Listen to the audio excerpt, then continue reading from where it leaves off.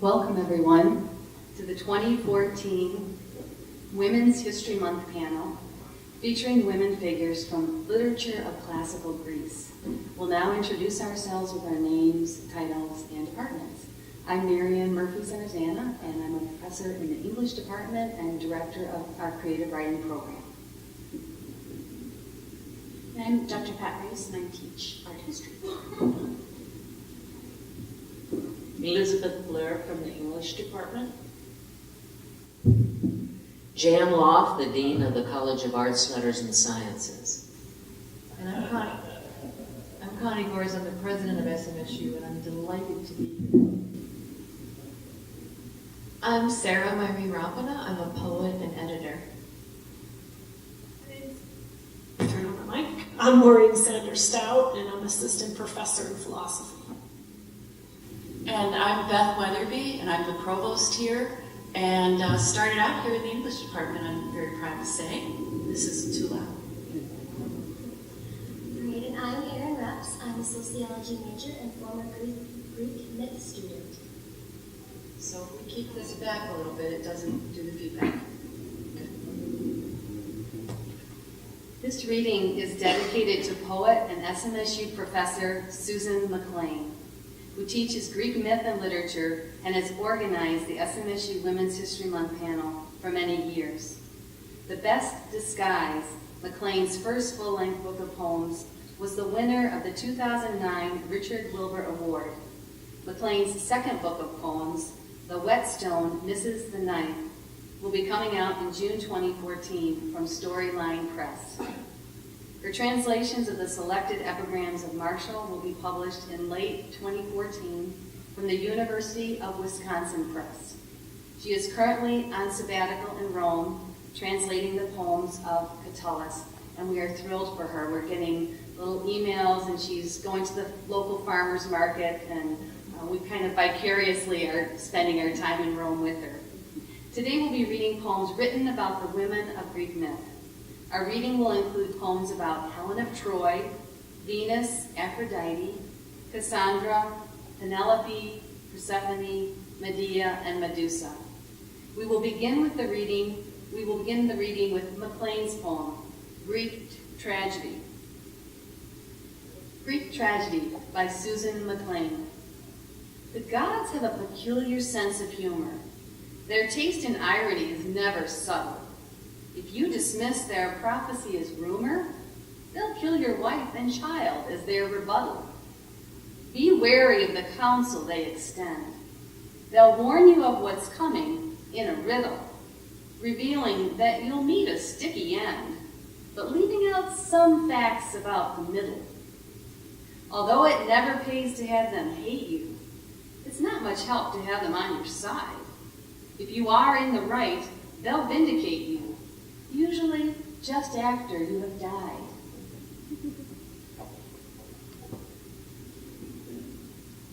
I have Helen of Troy.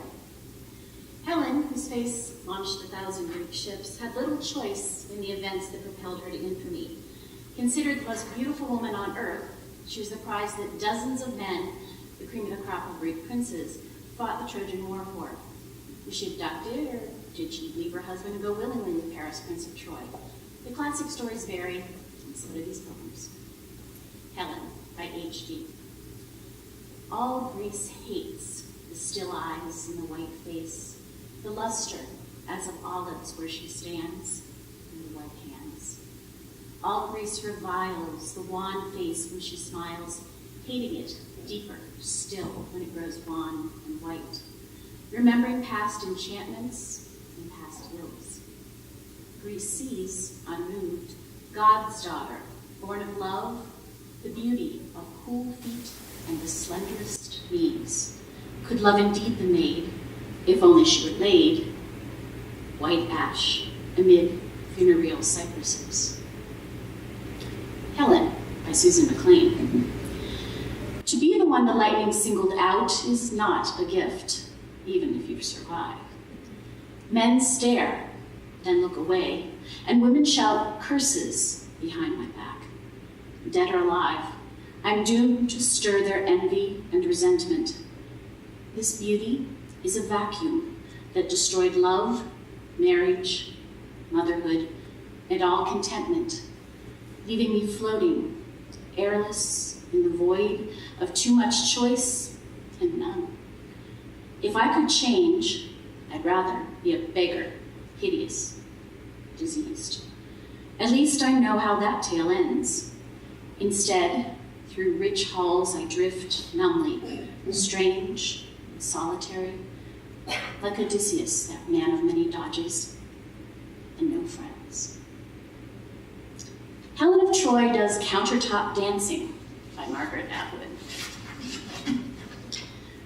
The world is full of women who tell me I should be ashamed of myself if they have the chance. Quit dancing, get some self-respect and a day job. Right. And minimum wage and varicose veins just standing in place for 8 hours behind a glass counter bundled up to the neck instead of naked as a meat sandwich, selling gloves or something.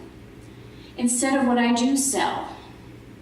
You have to have talent to peddle a thing so nebulous and without material form. Exploited, they'd say. Yes, any way you cut it, but I have a choice of how, and I'll take the money. I do give value. Like preachers, I sell vision, like perfume ads, desire, or facsimile. Like jokes or war, it's all in the timing. I sell men back their worst suspicions that everything's for sale and piecemeal. They gaze at me and see a chainsaw murder just before it happens, when thigh, ass, inkblot, crevice, tit, and nipple are still connected.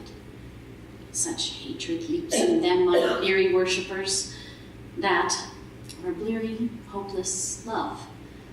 Seeing the rows of heads and upturned eyes, imploring but ready to snap at my ankles, I understand floods and earthquakes and the urge to step on ants. I keep the beat and dance for them because they can't. The music smells like foxes, crisp as heated metal, searing the nostrils, or humid as August, hazy and languorous as a looted city the day before, when all the rape's been done already, and the killing. And the survivors wander around looking for garbage to eat, and there's only bleak exhaustion. Speaking of which, it's the smiling tires me the most. This and the pretense that I can't hear them, and I can't. Because after all, I'm a foreigner to them. The speech here is all warty, gutturals, obvious as a slap of ham, but I come from the province of the gods, where meetings are lilting and oblique. I don't let on to everyone, but lean close, I'll whisper. My mother was raped by a holy swan. You believe that? You can take me out to dinner. That's what we tell all husbands. There sure are a lot of dangerous birds around. Not that anyone here but you would understand. The rest of them would like to watch me and feel nothing. Reduce me to components as in a clock factory or an avatar. Crush out the mystery. Wall me up alive in my own body. They'd like to see through me. But nothing is more opaque than absolute transparency. Look, my feet don't hit the marble. Like a breath or a balloon, I'm rising. I hover 6 inches in the air in my blazing swan egg of light. You think I'm not a goddess? Try me. This is a torch song. Touch me, and you'll burn.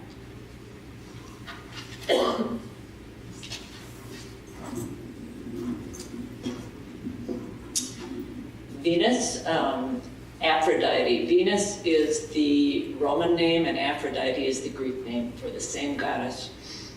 Venus Aphrodite, the goddess of love, mother to Cupid, was by some accounts born from Zeus's forehead. In others, she arose full-grown from the sea, as in Botticelli's painting. She lived on the island of Cyprus and was also goddess of the harvest. To Aphrodite by Sappho, a Greek poet who lived on the island of Lesbos around 600 BC.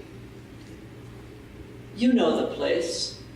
Then leave Crete and come to us, waiting where the grove is pleasantest, by precincts sacred to you. Incense smokes on the altar. Cold streams murmur through the apple branches. A young rose thicket shades the ground, and quivering leaves pour down deep sleep. In meadows where horses have grown sleek among spring flowers, dill scents the air. Queen, Cyprian, fill our gold cups with love, stirred into clear nectar. Venus's Looking Glass by Christina Rossetti. I marked where lovely Venus and her court with song and dance and merry laugh went by. Weightless, their wingless feet seemed made to fly, bound from the ground and in mid-air to sport. Left far behind, I heard the dolphin snort, tracking their goddess with a wistful eye, around whose head white doves rose wheeling high, or low and cooed after their tender sort. All this I saw in spring. Through summer's heat, I saw the lovely queen of love no more. But when flushed autumn through the woodlands went, I spied sweet Venus walk amidst the wheat, whom seeing every harvester gave o'er his toil, and laughed and hoped and was content. Venus Transiens by Amy Lowell. Tell me, was Venus more beautiful than you are when she topped the crinkled waves drifting shoreward on a plated shell? Was Botticelli's vision fairer than mine? And were the painted rosebuds he tossed his lady of better worth than the words I blow about you to cover your too great loveliness as with a gauze of misted silver? For me, you stand poised in the blue and buoyant air, cinctured by bright winds, treading the sunlight, and the waves which precede you ripple and stir the sands at my feet.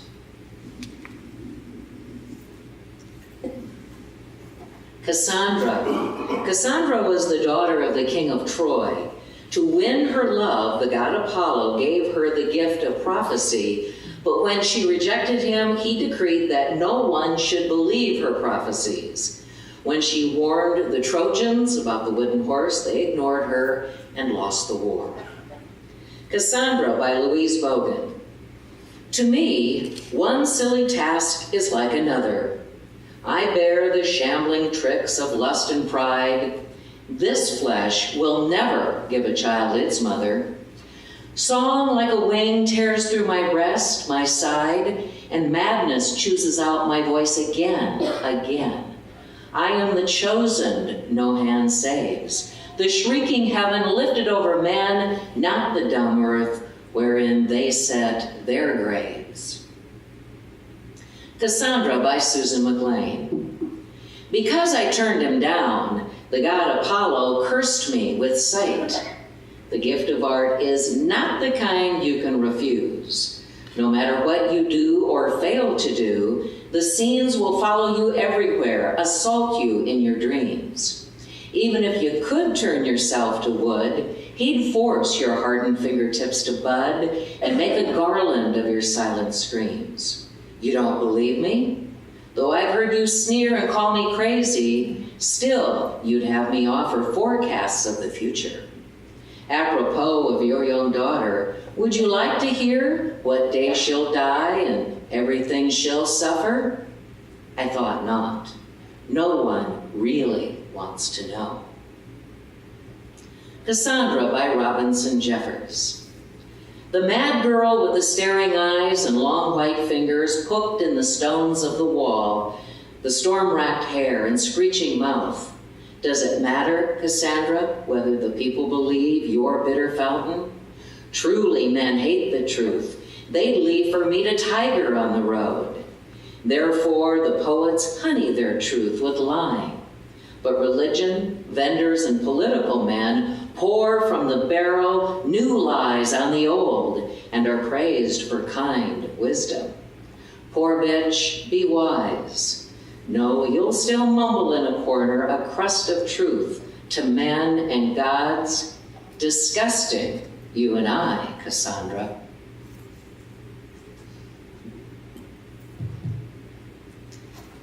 In Homer's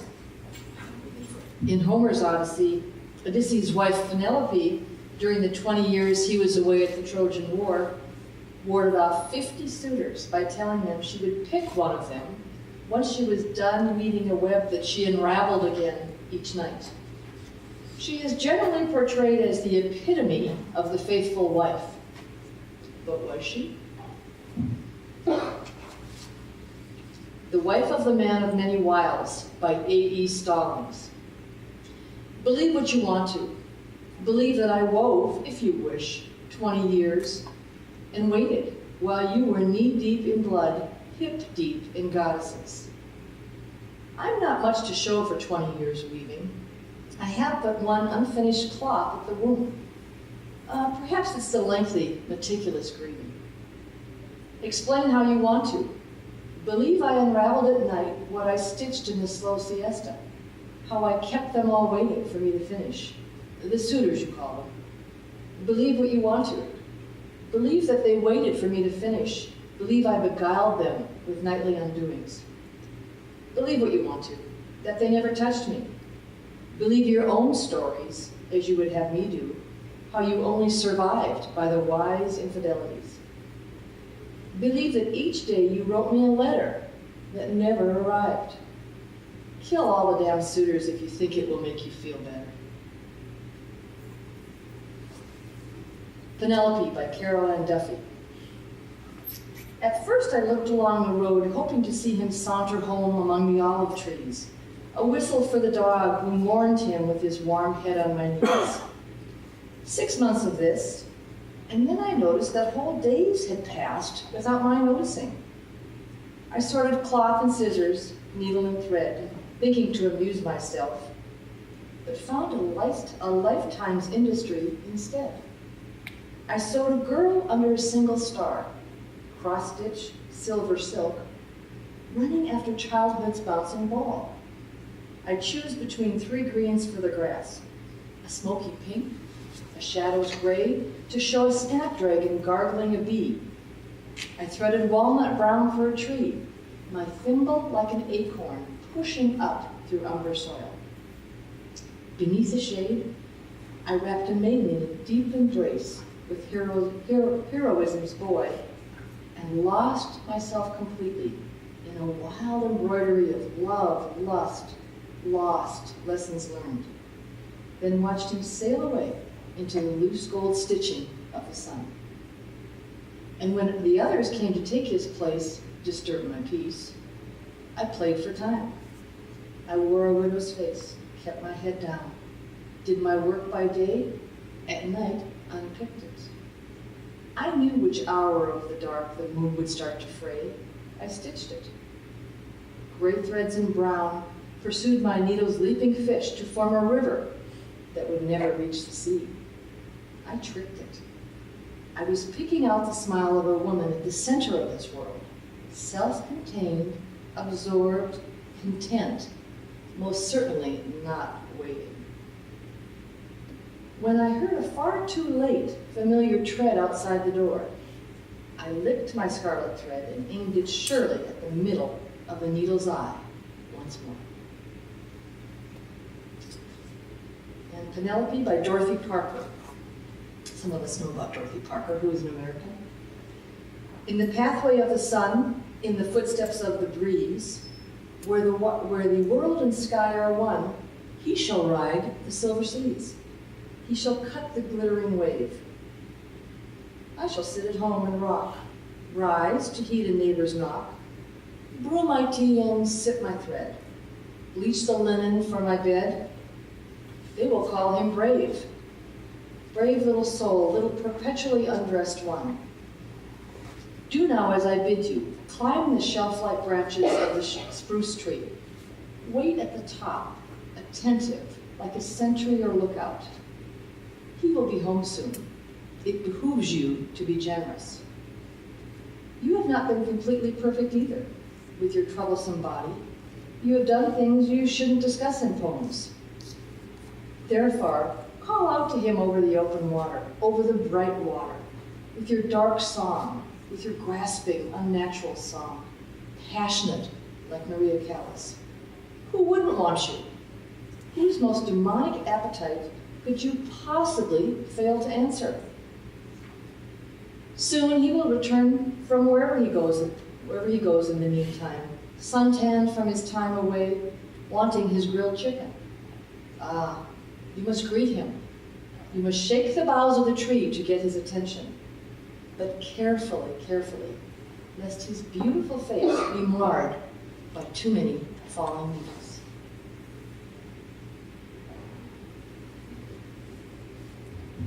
Persephone, the daughter of Zeus and Demeter, or Ceres in the Roman, was abducted by Hades. Because she ate a pomegranate seed while in the underworld, thus partly consenting to her abduction, she was condemned to live some months above ground and the rest of the time below. This is the origin of our seasons, winter and summer. Hades in Love by Susan MacLean. Persephone's mother Demeter is being addressed here by Hades. You claim that I had no right to abscond with your young daughter's slender, blooming body. Flowers, you know, are rooted in the ground. She was half mine already. How could I take her loveliness and youth to live in Stygian dark, deprived of day, her peach-bloom cheek corpse pale as queen of death? She knew the price of joy, and you don't. Though you wail how much you love her and want her back in bliss that never fades. How did I make her stay? What did I give her? A handful of ruby seeds. This is Persephone Falling by Rita Dove. One narcissus among the ordinary beautiful flowers, one unlike the others, she stooped to pull harder, when, sprung out of the earth on his glittering, terrible carriage, he claimed his due. It is finished. No one heard her. No one. She had strayed from the herd. Remember, go straight to school. This is important. Stop fooling around. Don't answer to strangers. Stick with your playmates. Keep your eyes down. This is how easily the pit opens. This is how one foot sinks into the ground. This is winter correspondence, and I wrote it. Demeter to Persephone. You pulled that man up like a root, snake-limbed, sulfuric, old, and followed him down south, foolish as a thresher tilling snow. I wrist-tested sunlight, microwaved Lake Huron in a bowl, still, your toes grew icicles. He offered rugs that melted snow. You write, call me a chainsaw. True, when I try to coo, I growl, but saplings don't run when groves rumble. They sprinkle leaves like snow. Winter's my new daughter. In our kitchen, sleet blows. No lust can smolder hot enough to soften her bricks of snow. I soak cod in birch ash, won't eat. I toss lutefisk to crows and shiver. I cough up blizzards, spreading viruses of snow. I do jumping jacks lying down, my second go at molding angels. Both times, dear girl, I've failed. I've just built walls of snow. For you, I'd drive as far as I could go, tire chains groaning road to road, but I fear your trail's gone cold. It died in drifts of snow. Persephone to Demeter. Your email says you've chilled the tussock sedge, taught it not to grow, that the bow saw of you, mother, carves angels from hard-packed snow. You grew me like your pear tree, Boughs split, espaliate, and rose like candelabras. My elbows shook in sleeves as crisp as snow. They say your new child's frigid, throws fits, falls to the ground and groans no matter how your twilight skirts shush across her cheeks of snow. I wish I'd met my winter sister. We'd make forts of pillows and fjords, but if I'm home, she'll vanish like dimes dropped in snow. You say my love's a combine that tries to throttle grain from snow. It's true. Though wheat frosts over, love works that field down to its bones. I dial your number, Mama. I tap Morse code into the phone. I just hear static. Your lines are down. They died in drifts of snow. And this is The Pomegranate by the Irish poet Evan Boland. The only legend I have ever loved is the story of a daughter lost in hell and found and rescued there. Love and blackmail are the gist of it. Ceres and Persephone, the names. And the best thing about the legend is I can enter it anywhere, and have. As a child in exile in a city of fogs and strange consonants, I read it first, and at first I was an exiled child. In the crackling dusk of the underworld, the stars blighted. Later, I walked out in a summer twilight, searching for my daughter at bedtime. When she came running, I was ready to make any bargain to keep her. I carried her back past white beams and wasps and honey-scented buglias.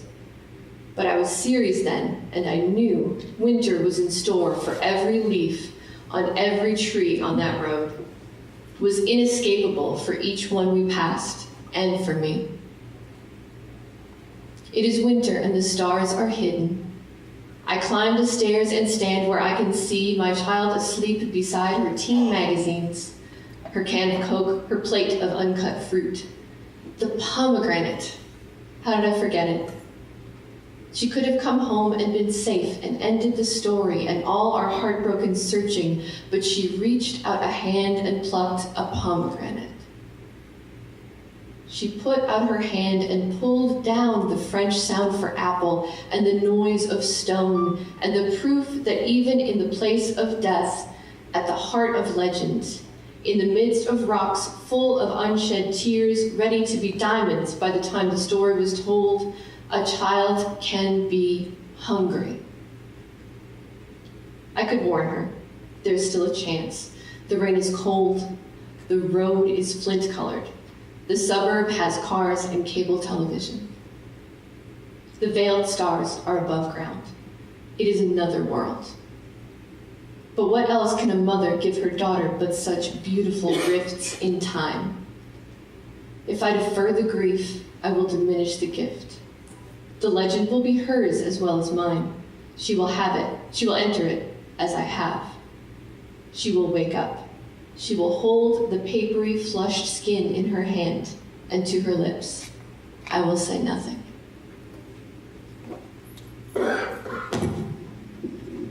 Medea. Medea was a priestess of hell who helped Jason of the Argonauts win the Golden Fleece.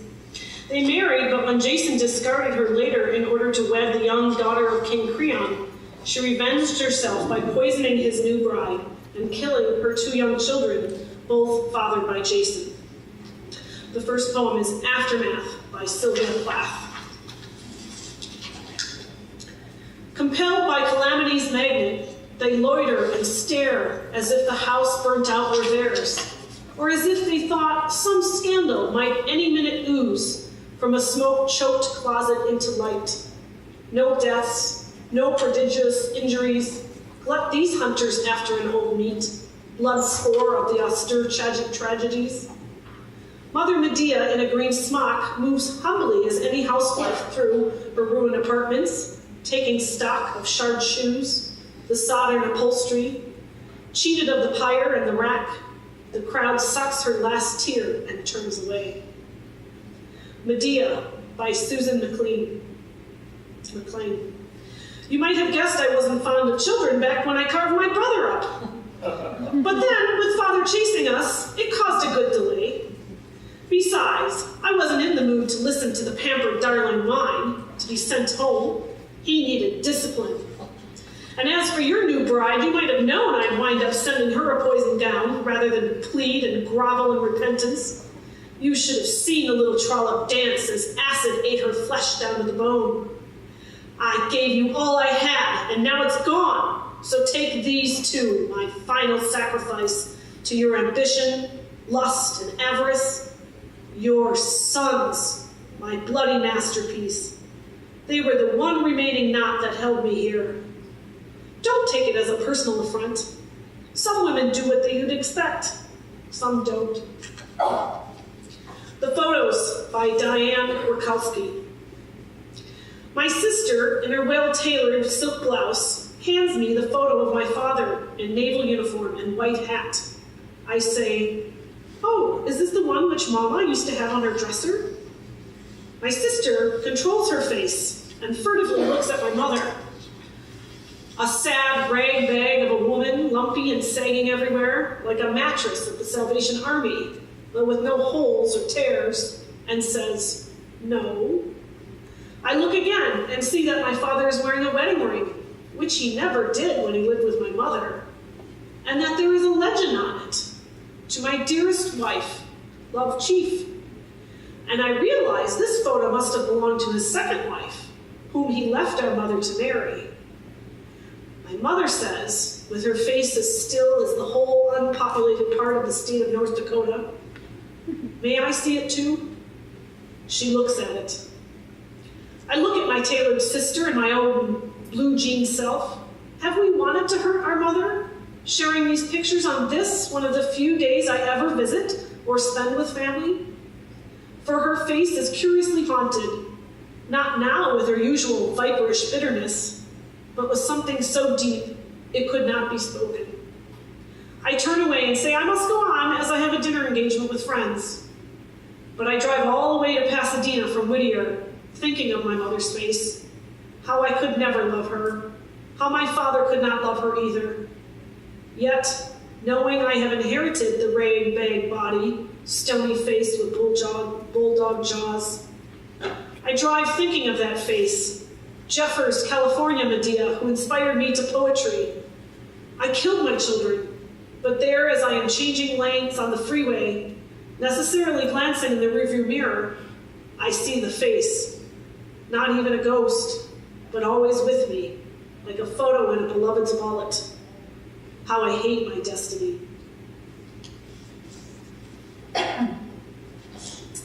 Medusa. One of the Gorgons had snakes for hair. Men who looked at her were turned into stone. According to the Roman poet Ovid, she was raped by Poseidon, the god of the sea, in Athena's temple, and Athena punished her, rather than Poseidon, for this sacrilege by turning her into a Gorgon. Is this all right? Medusa by Carol Ann Duffy. A suspicion, a doubt, a jealousy grew in my mind, which turned the hairs on my head into filthy snakes, as though my thoughts hissed and spat on my scalp. My bride's breath soured, stank in the gray bags of my lungs. I'm foul-mouthed now, foul-tongued, yellow-fanged. There are bullet tears in my eyes. Are you terrified? Be terrified. It's you I love, perfect man, Greek god of my own. But I know you'll go, betray me, stray from home. So better by far for me if you were stone. I glanced at a buzzing bee, a dull gray pebble fell to the ground. I glanced at a singing bird, a handful of dusty gravel spattered down. I looked at a ginger cat, a housebreak shattered a bowl of milk. I looked at a snuffling pig, a boulder rolled in a heap of shit. I stared in the mirror. Love gone bad showed me a Gorgon. I stared at a dragon, fire spewed from the mouth of a mountain. And here you come, with a shield for a heart and a sword for a tongue and your girls, your girls. Wasn't I beautiful? Wasn't I fragrant and young? Look at me now. The Muse as Medusa by May Sarton. I saw you once, Medusa. We were alone. I looked you straight in the cold eye, cold. I was not punished, was not turned to stone. How to believe the legends I am told? I came as naked as any little fish, prepared to be hooked, gutted, caught. And I saw you, Medusa, made my wish. And when I left you, I was clothed in thought. Being allowed perhaps to swim my way through the great deep and on the rising tide, flashing wild streams as free and rich as they, though you had power marshaled on your side. The fish escaped to many a magic reef. The fish explored many a dangerous sea. The fish, Medusa, did not come to grief, but swims still in a fluid mystery. Forget the image. Your silence is my ocean, and even now it teems with life. You chose to abdicate by total lack of motion, but did it work? For nothing truly froze. It is all fluid still, that world of feeling where thoughts, those fishes, silent, feed and rove, and fluid is also full of healing, for love is healing, even ruthless love. I turn your face around, it is my face. That frozen rage is what I must explore. O secret, self-enclosed and ravaged place, this is the gift I thank Medusa for. And Medusa by Louise Bogan. I had come to the house in a cave of trees facing a sheer sky. Everything moved. A bell hung ready to strike, sun and reflection wheeled by. When the bare eyes were before me and the hissing hair held up at a window seen through a door. The stiff bald eyes, the serpents on the forehead, formed in the air. This is a dead scene forever now. Nothing will ever stir. The end will never brighten it more than this, nor the rain blur. The water will always fall and will not fall, and the tipped bell makes no sound. The grass will always be growing for hay deep on the ground. And I shall stand here like a shadow under the great balanced day, my eyes on the yellow dust that was lifting in the wind and does not drift away. Elizabeth?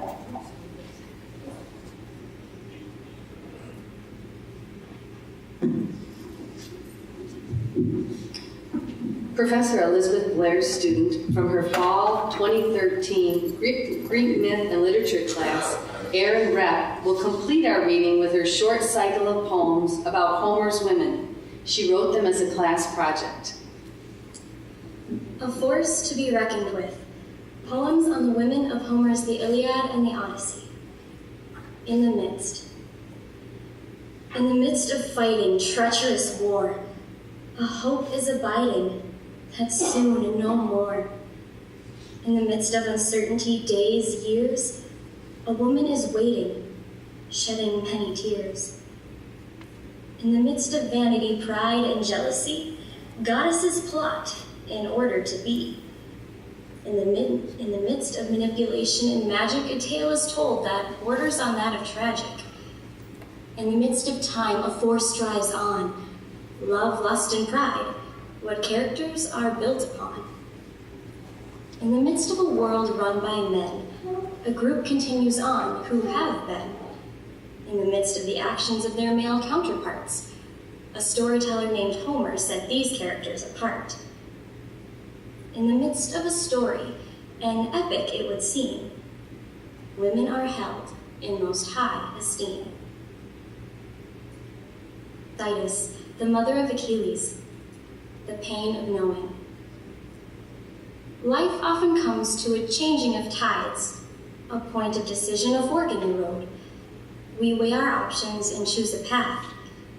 Does knowing the path's dangers make the decision easier or harder? A mother looks out for her children. She watches, she warns, she comforts. She is selfless and selfish, not wanting her son to suffer.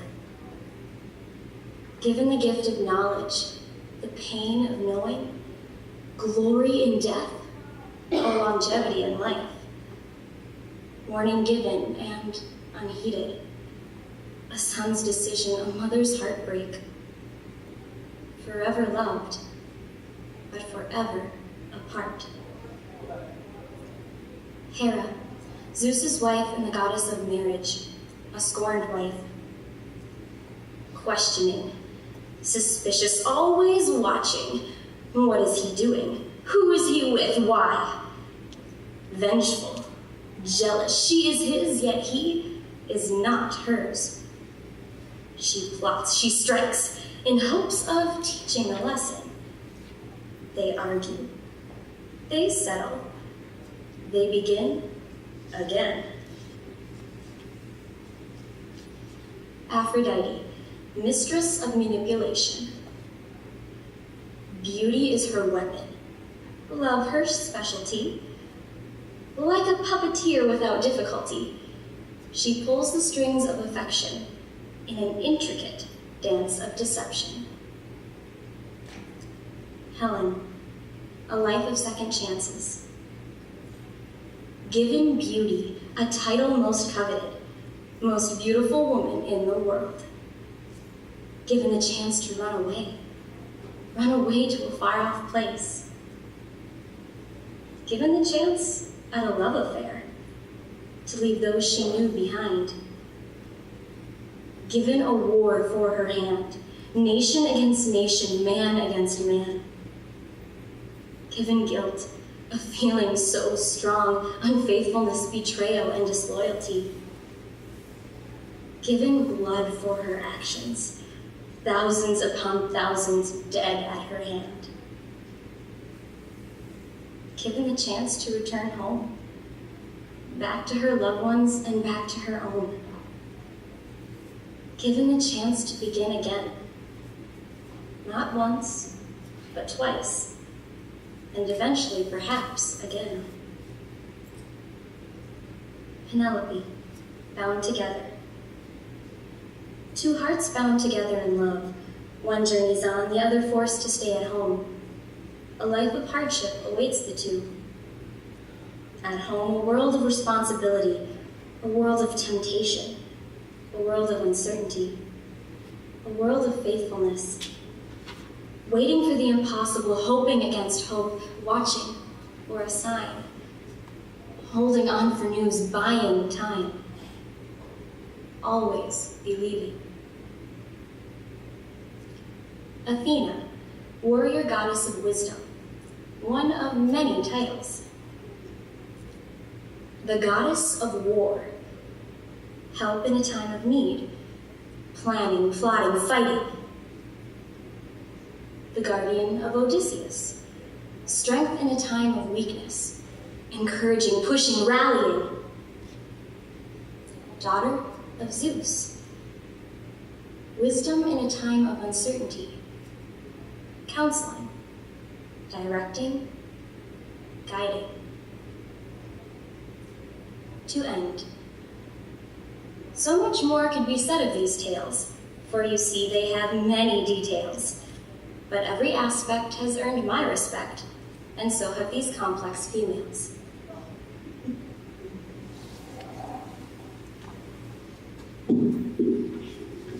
Thank you all very much for joining us today.